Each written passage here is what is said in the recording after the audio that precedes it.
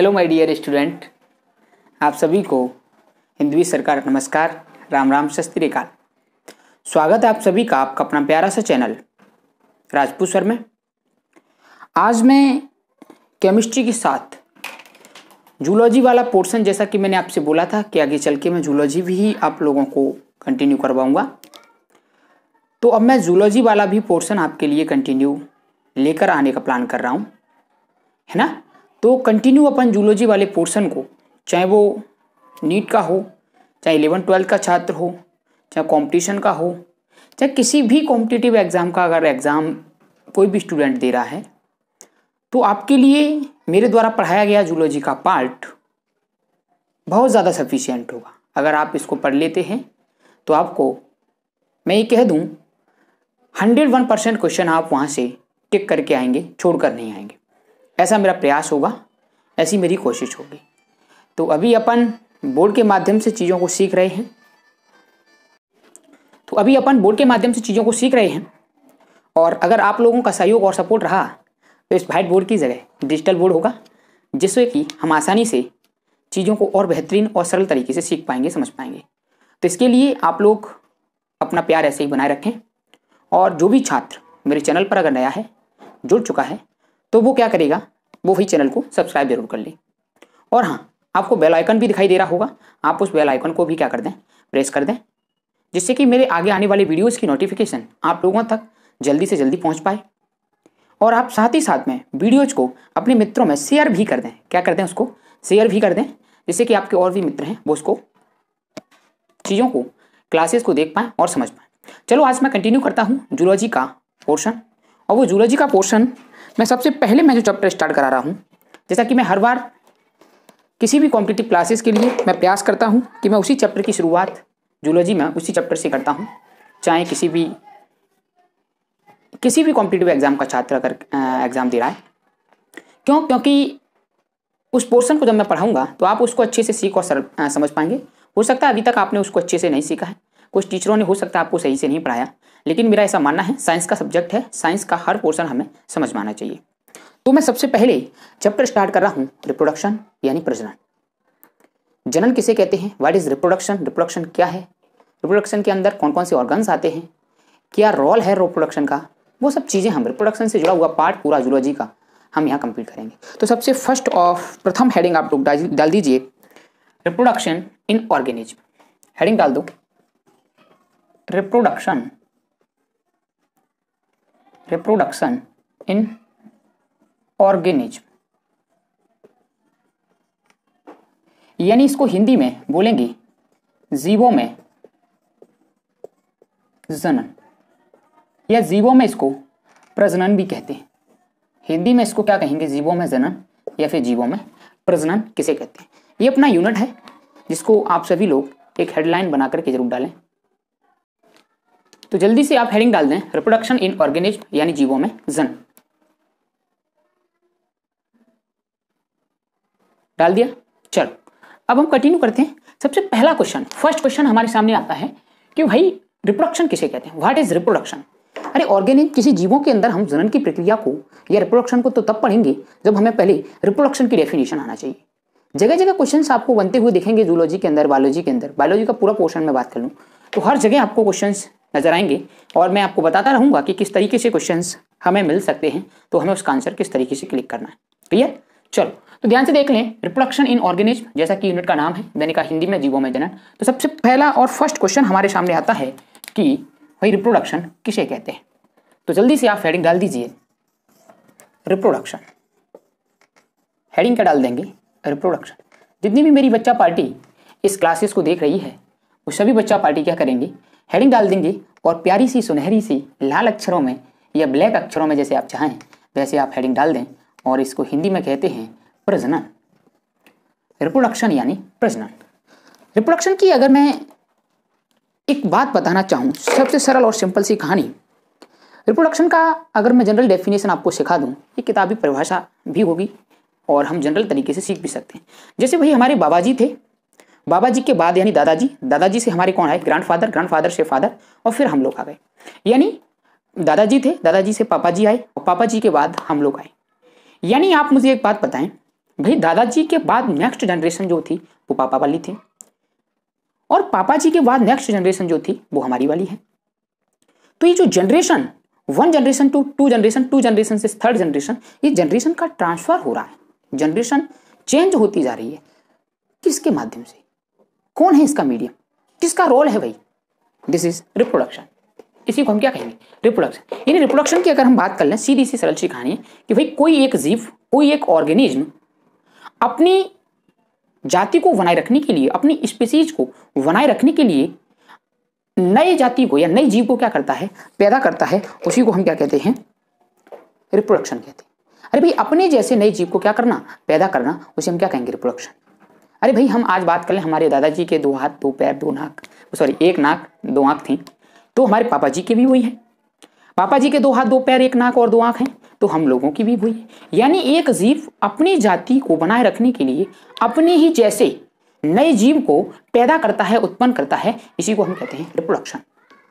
इस प्रोसेस को, इस प्रक्रिया को क्या कहते हैं? रिप्रोडक्शन। यानी अपन बात कर दें एक जीव के द्वारा संतान उत्पन्न करने की जो प्रक्रिया है, उसी को हम क्या कहेंगे? रिप्रोडक्शन। Is it clear? तो रिप्रोडक्शन की डेफिनेशन के लिए हुई कि रिप्रोडक्शन किसे कहते हैं? तो रिप्रोडक्शन का मतलब है सजीवों के द्वारा अपने जैसी समान संतान उत्पन्न करना, उसी को हम क्या कहेंगे? रिप्रोडक्शन कहेंगे। तो अपन लिख भी सकते हैं। तो पहले तो रिप्रोडक्शन की डेफिनेशन लिख लें, सजीवों द्वारा, लिख दो, सजीवों द्वारा अपने समान संतान उत्पन्न करने की प्रक्रिया, संतान उत्पन्न करने की प्रक्रिया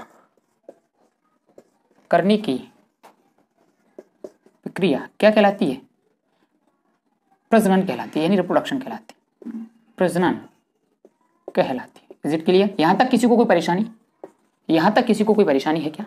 मुझे उम्मीद है कि कोई भी परेशानी नहीं होगी। प्रक्रिया को अपन क्षमता भी कह सकते हैं, कैपेसिटी भी कह सकते हैं। वही क्षमता होगी तब ये प्रोसेस आगे चलेगी। तो हम क्या कहेंगे? सजीवों के द्वारा अपने समान संतान उत्पन्न करने की क्षमता या प्रक्रिया को क्या कहते हैं? प्रजनन यानी रिप्रोडक्शन कहते हैं। सिंपल सी कहानी है, किसी एक जीव के द्वारा अपने जैसे नए जीव को या नए संतान को उत्पन्न करने की प्रोसेस, प्रक्रिया ही क्या कहलाती है? रिप्रोडक्शन कहलाती है। अब सबसे बड़ी बात होती है, अब हम इसमें कुछ महत्वपूर्ण टर्म है वो पहले पढ़े लेते हैं, फिर हम रिप्रोडक्शन के टाइप भी पढ़ेंगे। रिप्रोडक्शन कितने टाइप का होता है? सेक्सुअल रिप्रोडक्शन, एसेक्सुअल रिप्रोडक्शन, ये तमाम बातों को हम सीखेंगे। तो कुछ टर्म्स हैं वो आप सीख लें। तो जल्दी से आप नेक्स्ट हेडिंग डाल दीजिए, life span. Life span, life span को हिंदी में जीवन काल कहते हैं। क्या कहते हैं? जीवन काल। लाइफ स्पैन या जीवन काल होता क्या है, आप पहले तो ये बताएं। लाइफ स्पैन या जीवन काल किसे कहते हैं? भाई मान के चलो, लाइफ स्पैन की अगर मैं सरल सी कहानी बता दूं, आज कोई बच्चा पैदा हुआ और जब वो बच्चा बड़ा होगा, धीरे धीरे यंग होगा, जवान होगा, बच्चे से डेवलप होकर के वृद्ध अवस्था तक जाएगा और फाइनली उसकी डेथ हो जाती है। ये प्रोसेस, प्रक्रिया चलती रहती है। तो यानी किसी बच्चे का पैदा होने से लेकर के, बर्थ टाइमिंग से लेकर के डेथ टाइमिंग का, natural death timing, not accidental death timing, natural death timing जो होता है उसके बीच का जो पीरियड है, उसके बीच का जो टाइम है, उसी को हम क्या कहेंगे? Life span. यानी आज कोई चाइल्ड पैदा हुआ है, फाइनली वो पूरी जीवन काल उसने व्यतीत किया और प्राकृतिक मृत्यु, नेचुरल डेथ हो गई, और नेचुरल डेथ के बीच सपोज मैंने आज व्यक्ति कोई पैदा हुआ और आगे 70 साल बाद उसकी मृत्यु हो जाती है, तो उसका जो लाइफ स्पैन है, उसका जो जीवन काल कितना रहा? 70 साल का। समझ पाए ना? तो जीवन काल किसे कहते हैं? लाइफ स्पैन क्या है? ये किसी भी जीव का जन्म से लेकर के प्राकृतिक मृत्यु तक का जो टाइम है, उसी को हम क्या कहेंगे? मृत्यु दर कहेंगे, या सॉरी लाइफ स्पैन कहेंगे।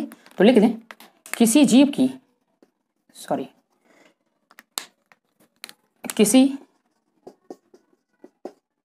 जीव का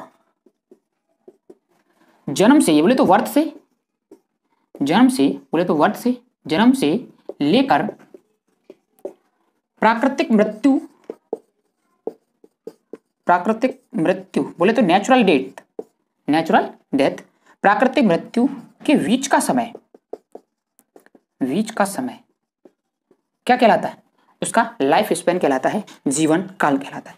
बीच का समय क्या कहलाता है? लाइफ स्पैन, जीवन काल कहलाता है। एक बात और सीख लें और समझ लें, लाइफ स्पैन जो होता है वो साइज पर डिपेंड नहीं करता। लाइफ स्पैन किसी भी ऑर्गेनिज्म का किस पर डिपेंड नहीं करता? साइज पर डिपेंड नहीं करता। तो अपन लिखेंगे life span is not depend इस पर, साइज पर। तो अपन लिख दो, ये लाइफ स्पैन लाइफ स्पैन जीव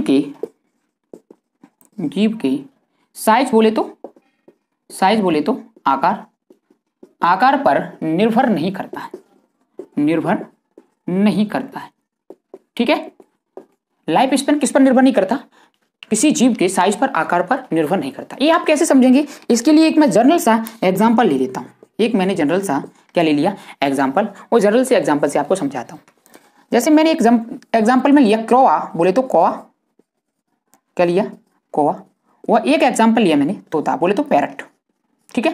कौवा और पैरट के बीच में मैंने तुलना की और मैंने इनका लाइफ स्पैन देखा, तो ये पाया गया कि इसका जो जीवन काल है, किसका? कौवे का, यानी कौवे का जो जीवन काल है वो 15 ईयर होता है। कितना होता है? 15 ईयर्स होता है। जबकि यही तोते का लाइफ स्पैन देखा गया 140 ईयर्स होता है। कितना होता है?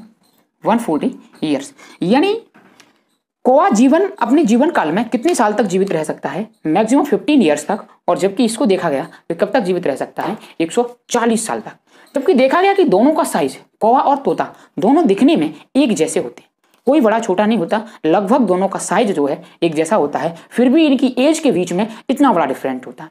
तो इससे समझ में आ गया कि लाइफ स्पैन यानी जीवन काल जो है किसी भी जीव की किस पर डिपेंड नहीं करता? साइज पर डिपेंड नहीं करता। कोई परेशानी यहाँ तक? मुझे उम्मीद है कि आपको अच्छे से समझ में आया होगा। क्लियर? एक और डेफिनेशन अपन लिख लें, आप एक हेडिंग और लिख लें, एक महत्वपूर्ण पॉइंट, एक इंपॉर्टेंट पॉइंट और हमारे सामने, maximum life span. Maximum life span, maximum life span यानी इसको क्या कहेंगे? अधिकतम जीवन काल।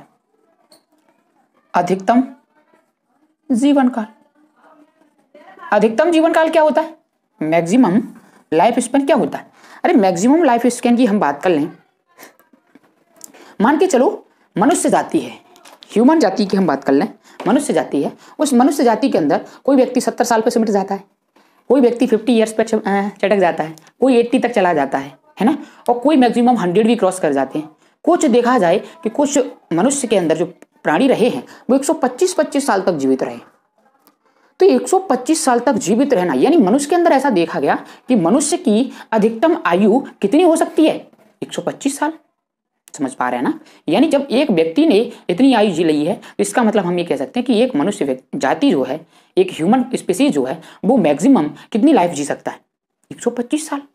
यानी इससे हमने एक डेफिनेशन सीख ली कि भाई किसी भी स्पीसीज के, किसी भी एक ऑर्गेनिज्म के द्वारा, किसी भी एक जीव के द्वारा जितना मैक्सिमम टाइम जी लिया होगा या उसने जितनी लाइफ जी ली होगी उसी को हम क्या कहेंगे? मैक्सिमम लाइफ स्पैन, अधिकतम जीवन काल। तो यहाँ परिभाषा सीधा सा लिखेंगे अपन, सरल सा डेफिनेशन लिखेंगे, किसी जाति के, सरल सी डेफिनेशन लिखेंगे, किसी जाति के यानी किसी भी स्पीसीज के, किसी जाति की एक सदस्य द्वारा, जरूरी नहीं है कि हर एक की लाइफ हो, अरे भाई कोई एक भी जी लिया होगा ना तब भी हम इसको कह सकते हैं, किसी जाति के एक सदस्य के द्वारा, एक सदस्य के द्वारा जिया गया अधिकतम लाइफ, जिया गया अधिकतम समय, अधिकतम समय।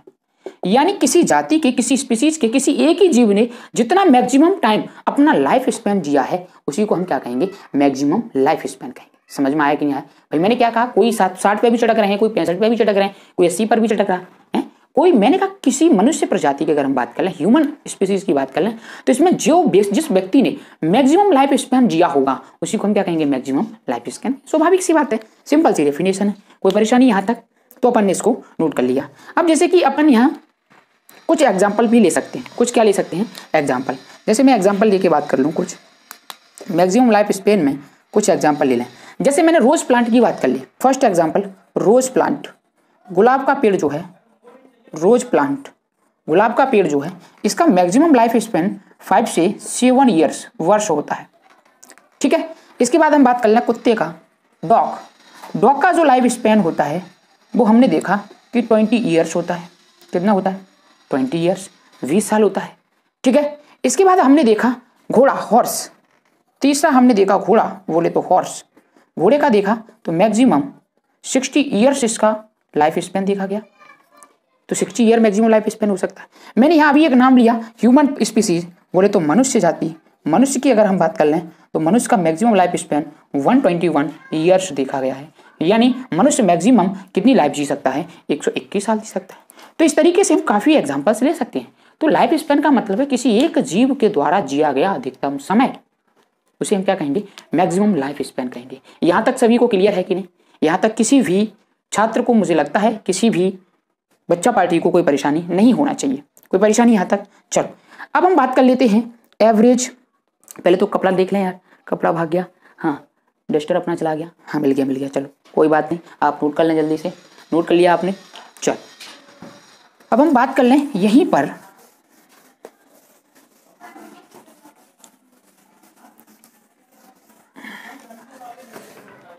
एवरेज लाइफ स्पैन की। नेक्स्ट पॉइंट आप लिख लेंगे, एवरेज लाइफ स्पैन बोले तो औसत जीवन काल। एवरेज लाइफ स्पैन बोले तो औसत जीवन काल, औसत जीवन काल, average life span. Average life span क्या होता है? यहाँ हम मैक्सिमम बात नहीं करेंगे, यहाँ उल्टा हो जाएगा। किसी स्पीसीज के मैक्सिमम जीवों के द्वारा, अधिकतम जीवों के द्वारा जो टाइम जिया जा रहा है, उसी को हम क्या कहेंगे? एवरेज, औसत जीवन काल।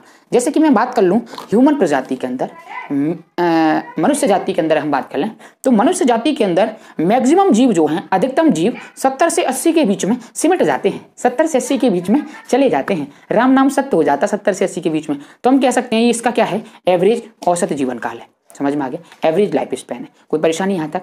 यानी अधिकतम जीवों के द्वारा, किसी जाति के अधिकतम जीवों के द्वारा जिया गया समय, उसी को हम क्या कहेंगे? एवरेज लाइफ स्पैन कहेंगे। कोई परेशानी यहाँ तक? चलो तो लिख लेते हैं अपन डेफिनेशन। किसी जाति के अधिकतम जीवों के द्वारा, ये बहुत इंपॉर्टेंट वर्ड है, अधिकतम जीवों के द्वारा, अधिकतम जीवों के द्वारा जिया गया समय अवधि, जिया गया समय अवधि। यानी हम ये बात कर लें कि किसी जाति के अधिकतम जीव, मैक्सिमम जीव कितना लाइफ जी रहे हैं, कितना कॉमन लाइफ है उनका, बोले तो 70 to 80। 70 to 80 हमने मनुष्य का देखा, तो लगभग हम लिख सकते हैं। तो एग्जाम्पल आप लिख दें, बुकों में जनरली हमें जो एग्जाम्पल मिलेंगे वो आप एग्जाम्पल लिख दें कि मनुष्य की अगर बात कर लें तो मनुष्य अब जो है 60 से 65 के बीच में मैक्सिमम मनुष्य जाति क्या हो जाती? सिमट जाती है। तो हम क्या कहेंगे? इसका औसत जीवन काल कितना है? 60 से 65 वर्ष है। 60 से 65 वर्ष है। यही हम अगर मेल की बात कर लें तो मेल का लाइफ स्पैन कम होता है किसकी तुलना में? फीमेल की लाइफ स्पैन की तुलना में। यानी फीमेल का लाइफ स्पैन मेल की लाइफ स्पैन की तुलना में कैसा होता है? अधिक। यानी फीमेल ज़्यादा दिनों तक, ज़्यादा सालों तक जीवित रह सकती है मेल की तुलना में। ऐसा एवरेज निकाला गया है कि महिला जाति जो है, फीमेल स्पीसीज जो है मेल के मनुष्य के अंदर, तो क्या होता है? उसका लाइफ स्पैन ज़्यादा होता है। क्या होता है? उसका लाइफ स्पैन ज़्यादा होता है। यहाँ तक किसी को कोई परेशानी? यहाँ तक मुझे उम्मीद है किसी को कोई परेशानी नहीं होना चाहिए। तो जल्दी से आप लोग नोट कर लें, फिर मैं इसको क्लीन करता हूँ। जल्दी से नोट कर लें। नोट हो गया? चलो अब हम बात कर रहे थे रिप्रोडक्शन। ये कुछ इंपॉर्टेंट टर्म्स थे, हमने पढ़ लिया इन्हें। अब अगली हेडिंग और नेक्स्ट हेडिंग हमारी जो होगी वो हेडिंग होगी क्या?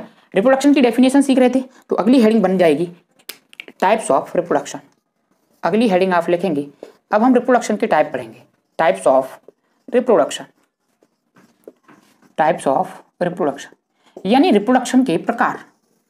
टाइप्स ऑफ रिप्रोडक्शन के प्रकार। तो रिप्रोडक्शन 2 टाइप्स का होता है, एक सेक्सुअल रिप्रोडक्शन, एक एसेक्सुअल रिप्रोडक्शन।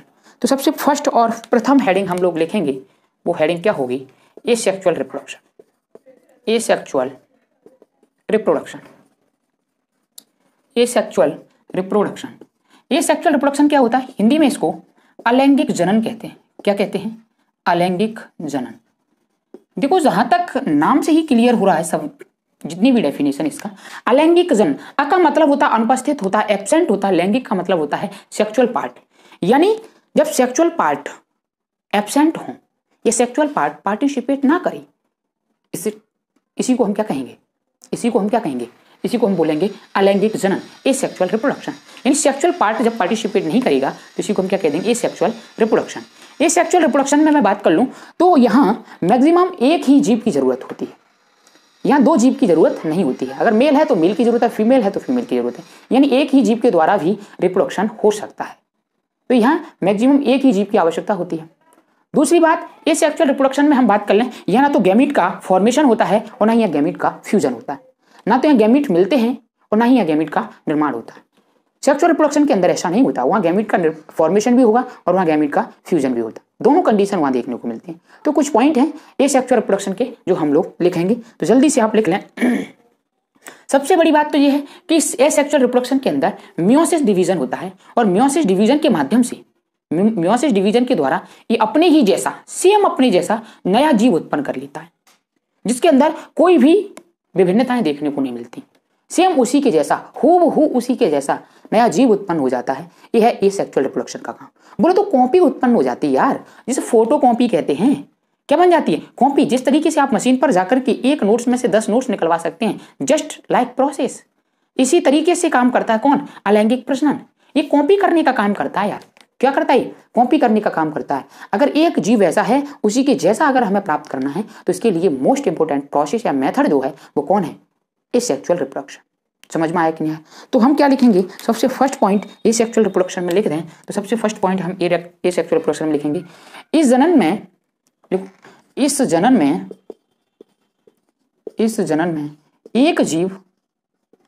एक जीव मियोसिस के द्वारा, कौन सी प्रोसेस या कौन सी मेथड के द्वारा?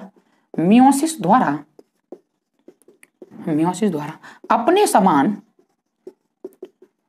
समान कई नए जीव उत्पन्न करता है। नए जीव या नई संतान क्या करता है? उत्पन्न करता है। नई जीव या नई संतान उत्पन्न करता है। बोलो कोई परेशानी? यानी ये सेक्सुअल रिप्रोडक्शन में क्या होता है कि इसमें एक जीव जो है वो जनन कौन सी प्रोसेस के द्वारा करता है? मियोसिस के द्वारा। और मियोसिस के द्वारा अपने ही जैसे कई जीव क्या कर लेता है? उत्पन्न कर लेता है। क्या कर लेता है? उत्पन्न कर लेता है। मैंने अभी ये कहा इसमें केवल कितने सदस्य भाग लेते हैं? एक सदस्य। तो इसमें केवल और केवल कितने सदस्य भाग लेते हैं? एक सदस्य भाग लेते हैं। ठीक है, एक ही पर्सन इसमें भाग लेगा। एक ही पर्सन अगर भाग ले रहा तब भी ये रिप्रोडक्शन हो जाएगा। दूसरी बात अपन ने क्या कहा कि एसेक्सुअल रिप्रोडक्शन जो होता है इसमें ना तो गैमीट का फॉर्मेशन होता है और ना ही गैमीट का फ्यूजन होता है। तो हम क्या कहेंगे? थर्ड पॉइंट में लिख लेंगे, ना तो गैमीट का क्या होता है? निर्माण, और ना ही गैमीट का क्या होता है?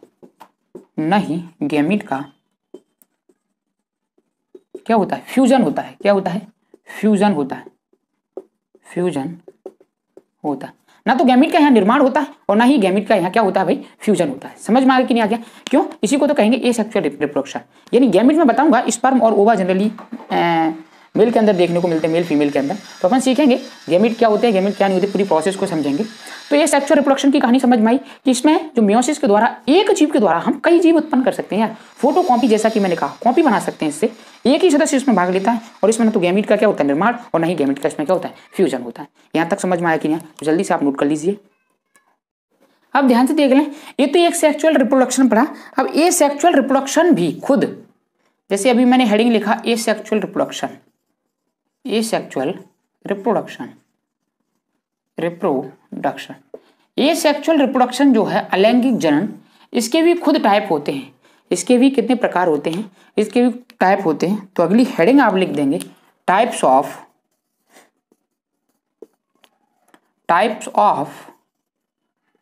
Asexual reproduction.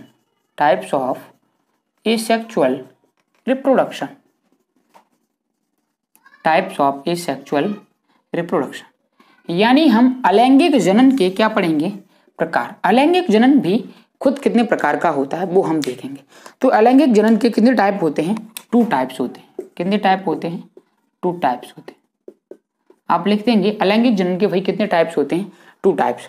फर्स्ट टाइप इसका जो है वो है फिजन। अरे विजन नहीं यार, फिजन। क्या पढ़ेंगे? फिजन। हाँ, फिजन का मतलब होता है विभाजन। फिजन का मतलब क्या होता है? विभाजन। यानी फिजन की हम बात कर लें, विभाजन की बात कर लें, तो विभाजन कैसे होता है, इसका कैसे नहीं होता है, वो पूरी प्रोसेस हम सीखते हैं। मुझे आप एक बात बताइए, विजन की हम बात कर लें तो विजन यानी विभाजन जो है, सॉरी, फिजन की अगर हम बात करें, फिजन यानी विभाजन जो है वो 2 प्रकार से हो सकता है। एक तो ऐसे जैसे इस मार्कर को मैंने लिया, भाई ध्यान से समझना, सिंपल डेफिनेशन। बायोलॉजी को बायोलॉजी की वे से नहीं पढ़ेंगे, बिल्कुल सरल और सुगम भाषा में सीखेंगे अपन बायोलॉजी। ठीक है। जैसे मैंने सेल मान लिया कि सेल है और इस सेल को मैं इस मार्कर को कितने तरीके से तोड़ सकता हूँ भाई, 2 टाइप से तोड़ सकता हूँ, 2 प्रकार से तोड़ सकता हूँ। जैसे एक तो मैं इसको ऐसे तोड़ दूं जिसके 2 टुकड़े बन जाएंगे, कहीं से भी तोड़ दूं, एक तो इसके 2 टुकड़े बन सकते हैं, यानी इसको कहेंगे बाइनरी फ्यूजन, द्विविखंडन, 2 भागों में तोड़ देना। एक ऐसा हो सकता है कि मैं 2 से ज्यादा टुकड़े बना सकता हूँ, 3 4 5 3 4 5 6 कितने भी टुकड़े बना सकता हूँ, यानी इसको मैं कहूंगा मल्टीपल फ्यूजन, यानी इसको बहुविखंडन कहेंगे। यानी एक तो इसके 2 टुकड़े किए जा सकते हैं या फिर 2 से ज्यादा भी टुकड़े किए जा सकते हैं। तो यही हम लिखेंगे। तो सबसे पहली हेडिंग हमने लिख दी है विजन के अंदर, फ्यूजन के अंदर, और वो पहली हेडिंग है बाइनरी फ्यूजन। क्या है? Binary fusion. बाइनरी फ्यूजन को हिंदी में कहेंगे द्विविखंडन। द्विविखंडन, द्विविखंडन आप समझ लें कि द्विविखंडन क्या होता है। बाइनरी फ्यूजन में द्विविखंडन में बात कर लें तो द्विविखंडन में जैसे मैंने एक सेल ली अमीबा की, ये अमीबा है, इस सेल को मैं डिवाइड करना चाह रहा हूं, तो सबसे पहले तो इस पे कैरियोकाइनेसिस हुआ। क्या हुआ? कैरियोकाइनेसिस। कैरियोकाइनेसिस का मतलब होता है केंद्रक का विभाजन, यानी इसको हिंदी में केंद्रक विभाजन कहेंगे। यानी केंद्रक क्या करेगा? इसमें विभाजित करेगा। और जब केंद्रक विभाजन करेगा तो आप मुझे एक बात बताएं, एक केंद्रक यहां बन जाएगा, एक केंद्रक यहां बन जाएगा, इस टाइप से देखने को मिलेगी। ये केंद्रक का विभाजन तो हो चुका, एक केंद्रक से 2 केंद्रक बन चुके हैं, लेकिन अब आगे हमें केवल एक ही केंद्रक से थोड़ी काम, एक ही सेल के अंदर थोड़ी रहेंगे अभी दोनों केंद्रक, तो इनसे दोनों को अलग अलग सेल बनाना पड़ेगा। और जब अलग अलग सेल बनाएंगे तो हमें इस टाइप से, यानी जब सेल पूर्ण रूप से यहां से डिवीजन करेगी, यहां से जब डिवीजन करेगी तो इस डिवीजन को हम कहते हैं साइटोकाइनेसिस। साइटोकाइनेसिस यानी साइटोप्लाज्म इसमें क्या करता है? विभाजन करता है। साइटोप्लाज्म पूरा कोशिका द्रव्य विभाजन जिसे कहेंगे, कोशिका द्रव्य विभाजन। क्या कहेंगे? कोशिका द्रव्य विभाजन। इसमें साइटोप्लाज्म क्या करता है? विभाजन, जिसकी वजह से ये सेल ये अलग हो गई और ए वाली सेल ये अलग हो गई, यानी दोनों सेल जो एक जैसी हैं वो दोनों सेल क्या होती हैं? प्राप्त हो जाती हैं। यानी एक पित्रज था, उस एक पित्रज से हमें 2 पित्रज मिल गए, वो 2 संतान मिल चुकी हैं, 2 चाइल्ड मिल चुके हैं, 2 बच्चे मिल चुके हैं। तो इसी को कहेंगे हम बाइनरी। बाइनरी का मतलब होता है 2, बाइनरी का मतलब होता है 2 या 2, यानी जब एक सेल से 2 नई सेल प्राप्त हो जाएं, इसको हम कहेंगे बाइनरी फ्यूजन। क्या कहेंगे? Binary fusion. तो जिसके अंदर एक कैरियोकाइनेसिस होता है और एक ही क्या होता है? साइटोकाइनेसिस। ये this is most important point. बताएगा, क्वेश्चन पूछेगा कि बताइए बाइनरी फ्यूजन के अंदर कितने साइटोकाइनेसिस होते हैं, तो हमारा आंसर जाएगा 1 साइटोकाइनेसिस। बोलेगा कितने कैरियोकाइनेसिस होते हैं, बोले तो 1 कैरियोकाइनेसिस। यहां से क्वेश्चन बन जाता है। समझ में आ गया कि नहीं आ गया? अब हम बात करते हैं मल्टीपल फ्यूजन की। ये बाइनरी फ्यूजन हो गया। अब नेक्स्ट हेडिंग आप लिखेंगे मल्टीपल फ्यूजन।